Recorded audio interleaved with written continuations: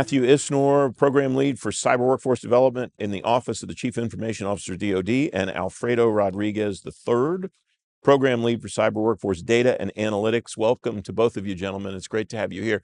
Last time you and I talked to each other, Matt, was at TechNet Cyber in Baltimore back in the spring. And you and your colleague, Mark Gorak, talked to me about some of the work that you're doing in the cyber workforce in the development area. That's kind of paid off some of the things that you've talked about then. How so? What's developed since then? Yeah, perfect. And thank you very much for having me back. Always enjoy these discussions. So yeah, it's a very exciting time. We've really kind of went to the next level of understanding kind of what our workforce does. As I mentioned before, it's not just cybersecurity, it's IT, it's AI, data, software engineering. It's a whole area of technology people. So what we've been able to do, and this is why this wonderful gentleman to the left of me is here, is starting to understand the data, starting to understand what are the capabilities of the workforce, where they're at. We've started with cybersecurity. Now we're starting to bring in our IT, our cyber effects individuals, starting to understand where their overall requirements are, where their gaps are. And then we've started to push toward this wonderful word called readiness, being able to give that snapshot to our senior leaders, telling them what their capabilities, what they can do on a day-to-day basis, and where they're currently at. We have wonderful ideas of creating heat maps and things going forward, but we want to understand our people and be able to really incentivize them to kind of move forward in their development and be able to kind of grow in their field. Alfredo, how do you collect the data and how do you then evaluate what you have to get a sense of what your steady state? Oh yeah, it's been a long endeavor for the last couple of years. The collecting part has been hard. The data is based off the cyber work world, the framework that you and Matt have talked about many times at TechNets. But it comes from the authoritative data sources from the service data centers, their manpower, their personnel systems. We understand how we count them, which has been good. But now we get to finally take that counting and move to qualifying and readiness. And so we understand the posture of the workforce. We know who's out there. We know the kind of skills, the kind of work roles. And now we're shifting using that data to understand if the workforce is actually qualified. I want to come back to that in a moment, but what are you collecting? What are you counting? The actual spaces and phases of the work roles. So more than just whether the Army has sufficient number of 25 Bravos, the MOS, or the civilian auxiliaries. We go down to the work role. Are they performing the work? And we use the 3-digit code to understand that, whether they're in that positioned code, and we understand that. And then, now that we know what the position is, we know what the work they're doing, we could then take the next step, which is what we're doing this year, and understanding if they're qualified. If the services are like they are in other areas, in this area, I imagine you had some kind of a homogenization process you had to go through to make sure that this service's data matched up with this service's data, matched up with this service's data. What was that process like? The luxury of that is the framework is the same across every service. Yeah. So the work that Matt and crew have been doing for the last 5 years is that for example, a 411 in the Army is a 411, in the Air Force is a 411. So as long as we had the same lexicon, the hard part was just getting the different fields and different manpower systems to align.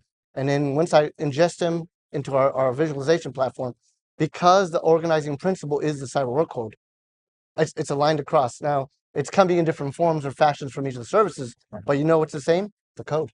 What are the tells that you see from the data that Alfredo and his team are presenting to you? Yeah, so right now we're able to see where our biggest vacancy rates are, where our biggest gaps in overall capabilities with the work roles. The first phase is really the identification. Where are all the people? What are we doing? This wonderful next phase is the important part. It's the readiness. It's the areas where we understand that capability. What can they do? That's going to give even more insight into our senior leaders. So when we have attacks or we have to surge people over to various areas, and that's where Alfredo kind of mentioned, is it's agnostic of, MOS ratings, AFSCs, or auxiliaries. We want to be able to make sure that everyone inside of the services, the components, all have the same capability. So we can surge people back and forth, because at the end of the day, it's one team, one fight. We are all protecting the department's infrastructures. So we got to be able to kind of bring that same to the fold.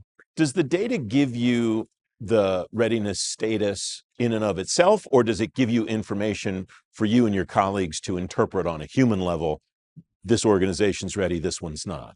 So currently right now, and this is where we're in the transition phase, it is just giving us a overall understanding of that they are qualified or not. I see. Future states into 26 and 27, we're going to build that phase out even more, get understanding into their into their organizations, into their mission sets, to be able to give those pictures to our seniors. But also it's really for the gaining organizations, the people on the ground.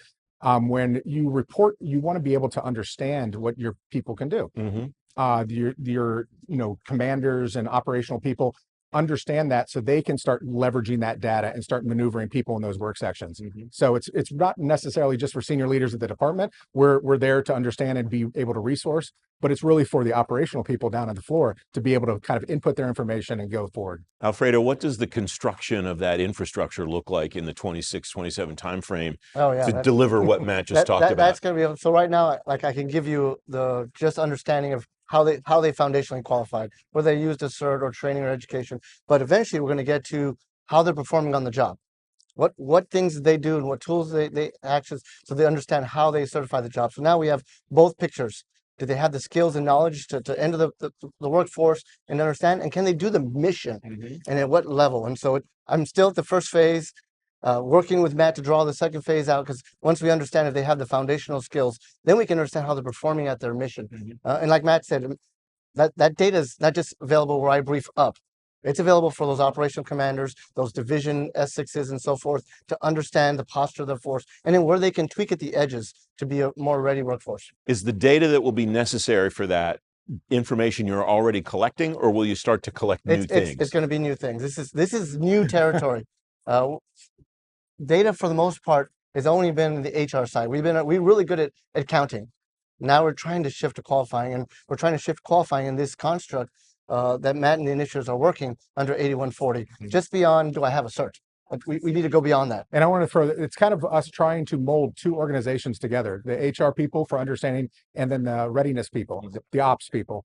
In the past, they've kind of walked by each other, but now we want to make sure that it's all in the same database, it's all in the same kind of reportable information going up, so that we can give the full picture. Is there a cultural or operational piece to that? Yeah, so it's a shift in the old mindsets of trying to fix some of the discrepancies and things in the past. It's not without its hurdles, not without its challenges, but I think everyone in the cyber arena is understanding the usefulness. Alfredo's team does a wonderful job of briefing at our senior level engagements to show the usability, what we can kind of maneuver through in the future. So they're all getting excited. They're all understanding the capability, and I think we're going to kind of have not a smoother transition, but it's still going to be, hurdles, but we're going to get there. We have about 30 seconds left, Alfredo. As you make this transition, how will you measure throughout the course of it that you're on the right track, so you don't get to end state or deadline that you set for yourselves? What we're seeing, and we've done this now twice, is that the data improves. And I think for the services, and as you understand, they're big services, they're big shifts to turn. Once they see that initial set of data, it's such an eye-opening awakening. They start tweaking the process of data collection, which just turns the integrity of the data that I collect even better. And I'm really excited. So we keep turning the ship, and the data just seems to get better and better. Alfredo, Matt, great to see you. Thanks for joining me today. Appreciate your time. Thank you very much.